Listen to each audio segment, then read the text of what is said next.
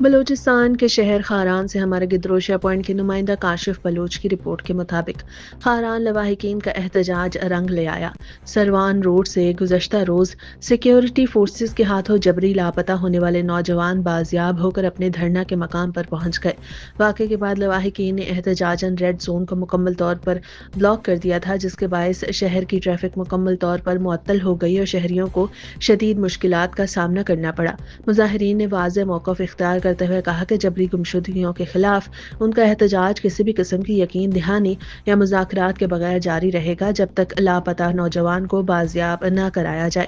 لواحقین اور مظاہرین کی مستقل مزاحمت اور دباؤ کے نتیجے میں آخرکار لاپتہ نوجوان کو بازیاب کر لیا گیا اور وہ دھرنے کے مقام پر پہنچا دیے گئے۔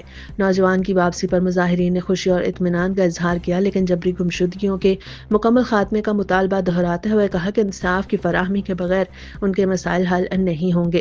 مظاہرین نے کہا کہ ان کے احتجاج کا مقصد صرف اپنے پیاروں کی بازیابی نہیں بلکہ جبری گمشدگیوں کے اس غیر انسانی سلسلے کا مستقل خاتمہ ہے۔